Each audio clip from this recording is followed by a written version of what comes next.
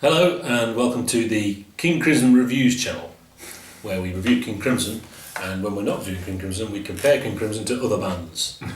That's basically what we do, isn't it? With Henry Cow. This is kind of a genre we've not touched. It's an obvious band, obviously, but Cambridge prog, is it? Is that a thing? Not entirely. It's got a bit like Canterbury. Canterbury with access to a posh composition professor. That's the way to look at it. It was two and then three people who are famous. Yeah, so this album, this is the three we're going to do. This is the one I know very, very well. I've had for 20 years or whatever. I'm very sort of hot and cold on it. There's bits of it I really, really like, and there's bits of it I'm kind of...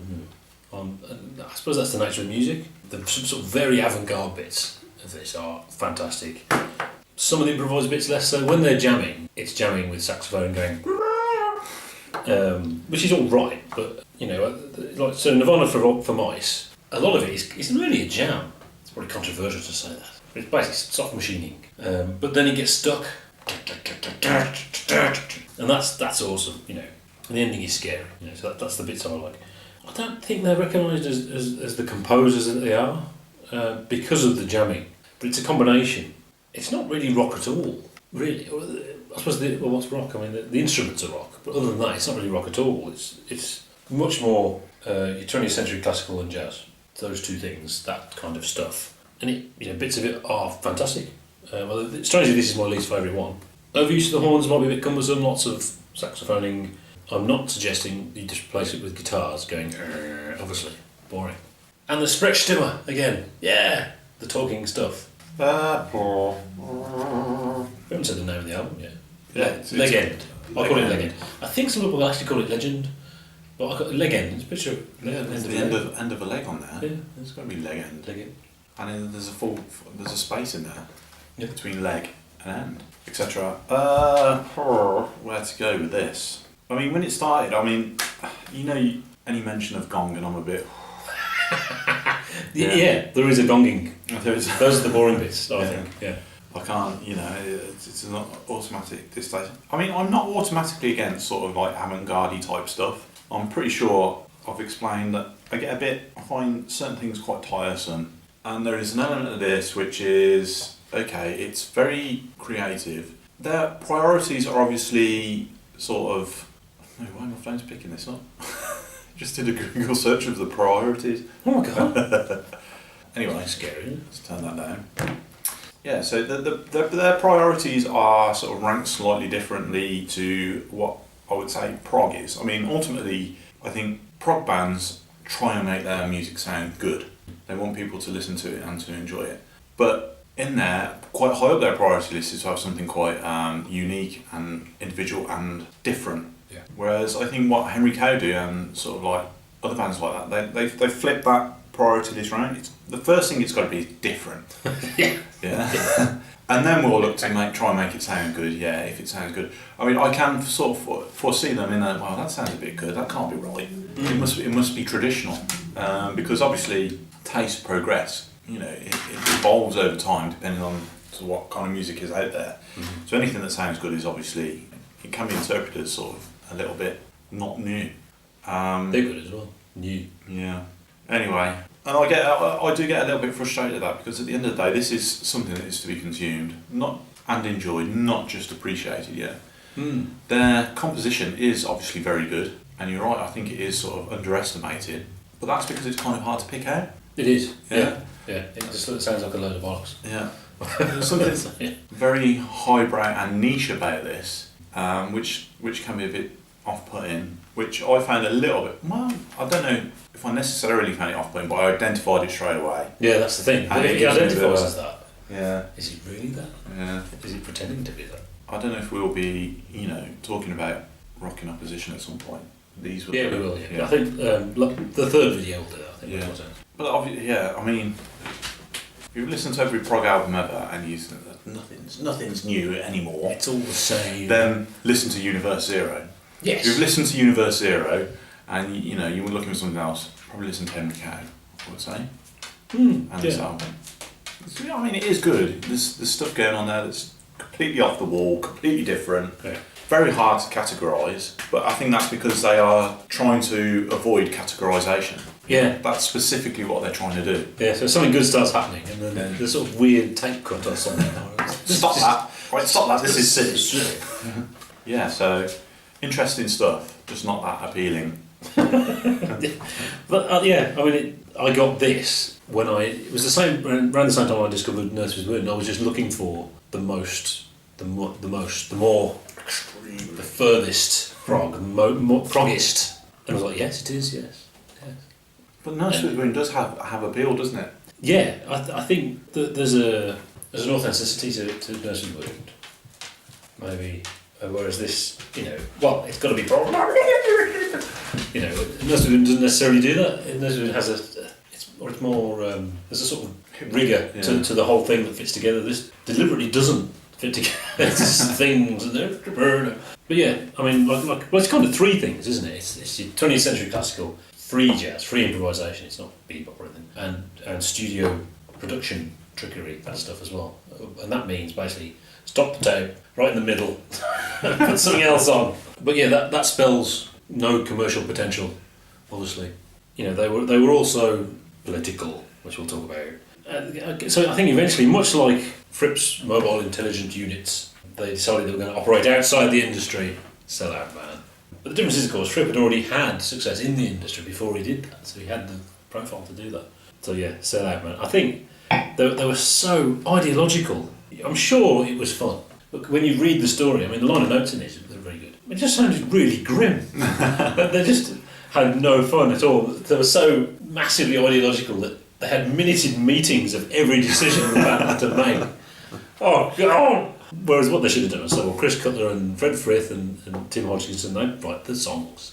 That will be fine, but that was a problem. They couldn't do that because that's capitalism. I think they just made it really difficult for themselves for no reason. It's just a shame, And maybe that's the reason why this one, I prefer the later ones, and this one is the freest, is the true socialism music. That's why it's all over the place. I actually think that they should have had a conductor, because it's not rock music. There's no pulse, so having a drummer there doesn't help.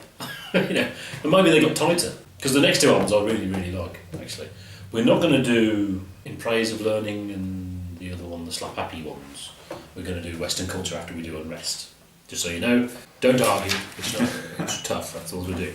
So yeah, they had no profile because of the system. You cannot trust the system. And yet, Chris Cutler, Fred Frith, Tim Hodgkinson, their names I've heard in the prog ether, external to knowing about Henry Cow. I know those names, probably more than I know Henry Cow. I don't quite know why that is, which is interesting. So they're obviously around.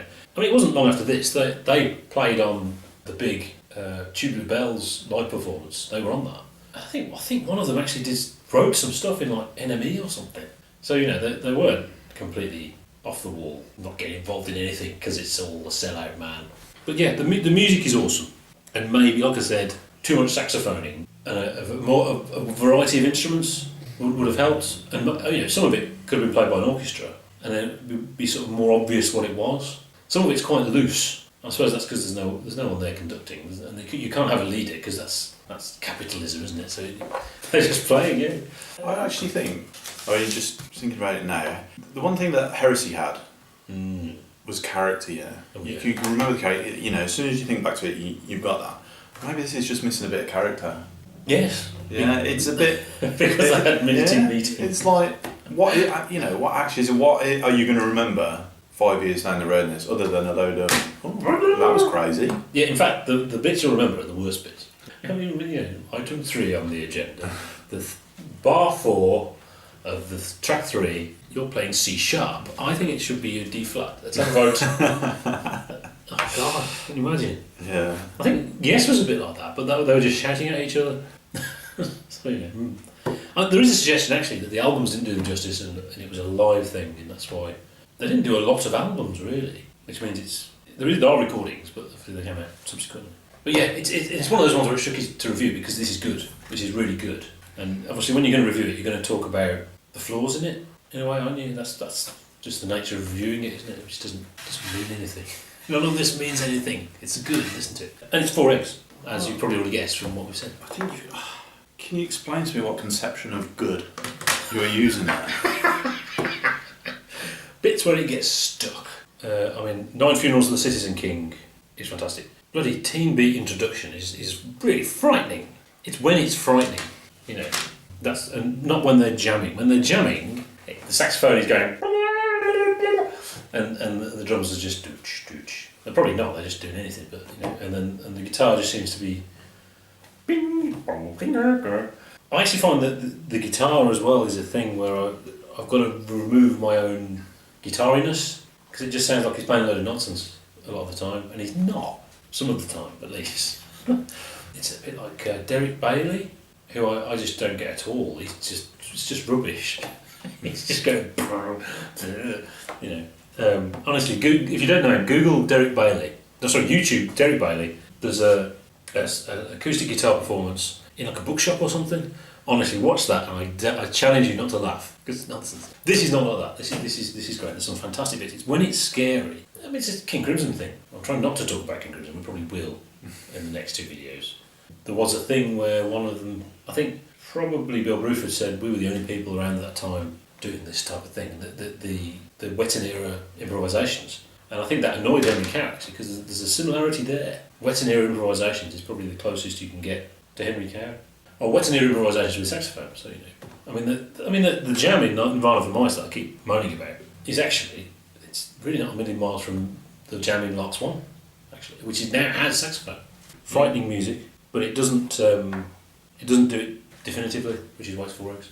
One of the things is album that they are deliberately inaccessible. Yeah. Yeah, they got accused of that at the time that they're deliberately making people not like them.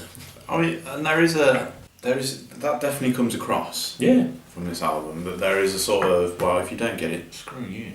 Yeah, that's a prog thing. That is a bit of a prog thing. Although most of the time it isn't a prog thing, that it is seen as a prog thing, certainly, and they're really doing that. And they're quite unashamed of it. They are very. It sounds to me like they set out to have an extremely niche thing, which completely different. No one would seek to emulate. In that sense, you could say, yeah, it's good. They achieved what they set out to achieve. They didn't want to go down the commercial road. 10 out of 10 there, they achieved that, no problem. There's nothing to say about this. I just struggle to see how, even after a million listens, I'd actually enjoy it. I actually quite like high-minded things, things that are a little bit obscure and you have to work at to enjoy. But I don't know if that's here. Even if you work at it and you get into the structure, which, as I understand it, is very, very good, and the composition is very, very interesting. But even if I went and studied a PhD in music and came back to this, would I actually enjoy it? I think yes, it's very good. I could probably write a bloody good essay on it, or a paper or something like that. But would I actually enjoy it? No. That's the question, isn't it? You have to like that for the sake of it to a certain extent. Yeah. That what is this? Oh my God!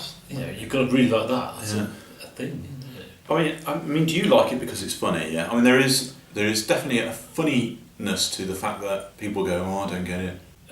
Not quite. No, it's not like B-Fart. It sounds like the drummer's falling down the stairs. Because it isn't like B-Fart. B-Fart is a different thing altogether. But I do like it because it scares me because it's wrong. See, that's the thing.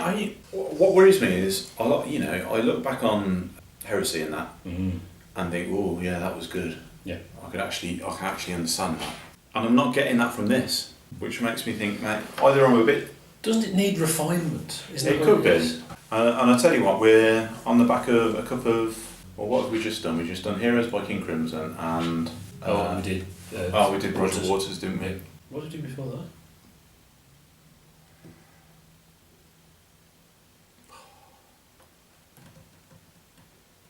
I have no clue. Let us down. Tell us.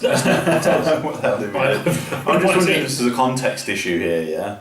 Maybe maybe this isn't the right time. My immediate thought as I was listening to it was 3 eggs. But that's normally my go-to egg rating when I just don't get it. Right. Yeah. Or you do get it, but you don't like it. Yeah. Yeah. Which makes sense. Yeah. Yeah. 3 eggs. I'm going to Isn't it PFM? Or didn't we do something? No, it was Kansas.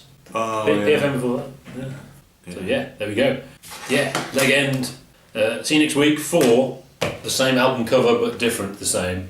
Unrest is the next one. See you soon.